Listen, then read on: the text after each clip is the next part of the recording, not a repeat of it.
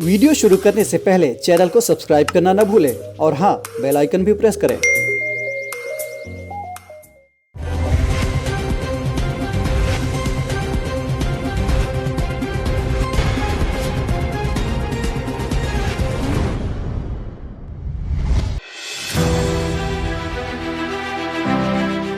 हाल ही में financial action task force यानी FATF की प्लानरी मीटिंग में पाकिस्तान को ग्रे लिस्ट में ही बनाए रखने का फैसला लिया गया है। यानी पाकिस्तान अब भी इंक्रीज्ड मॉनिटरिंग लिस्ट में बना रहेगा। इसी इंक्रीज्ड मॉनिटरिंग लिस्ट को ही ग्रे लिस्ट कहा जाता है। FATF के अध्यक्ष के मुताबिक पाकिस्तान ने 27 में से 26 शर्तों को पूरा किया है, लेकिन अभी उसे आतंकवादियों को जिम्मेदार ठहराने और उन्हें सजा देने की दिशा में काम करना बाकी है। नमस्कार, मैं हूं केसरी पांडे और स्वागत है आप सभी का आज के DNS कार्यक्रम में। DNS में आज हम आपको FATF के बारे में बताएंगे और साथ ही समझेंगे इससे जुड़े कुछ अन्य महत्वपूर्ण पहलुओं को भी। FATF पेरिस स्थित एक वैश्विक संगठन है जो आतंकवाद के वित्त पोषण और मनी लॉन्ड्रिंग पर लगाम लगाने के लिए काम करती है। साल 1989 में हुए G7 शिखर सम्मेलन में मनी लॉन्ड्रिंग पर रोक लगाने के मकसद से फाइनेंशियल एक्शन टास्क फोर्स का गठन किया गया था।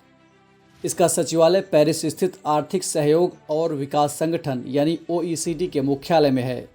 साल 2001 में इसके कार्यक्षेत्र को थोड़ा विस्तार दिया गया और आतंकवाद को धन मुहैया कराने के विरुद्ध नीतियां बनाना भी इसकी जिम्मेदारियों में शामिल कर दिया गया। अभी मौजूदा वक्त में FATF में 39 सदस्य हैं, जिसमें 2 क्षेत्रीय संगठन, यूरोपीय कमीशन और गल्फ कोऑपरेशन काउंसिल भी शामिल है। साथ ही इंडोनेशिया इसमें बतौर ऑब्जर्वर शामिल है। भारत साल 2010 में FATF का सदस्य बना था।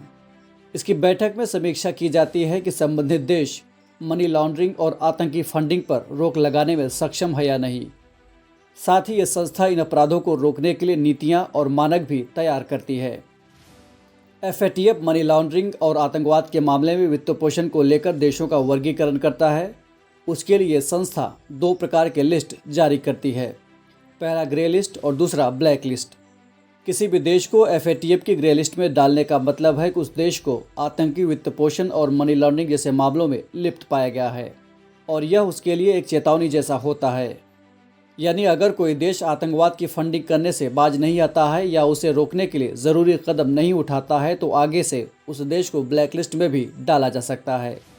ब्लैक लिस्ट में केवल उन देशों को डाला जाता है जो अनकोऑपरेटिव टैक्स हेवन देश की श्रेणी में आते हैं। इन देशों को नॉन कोऑपरेटिव कंट्री या टेरिटरीज के रूप में भी जाना जाता है।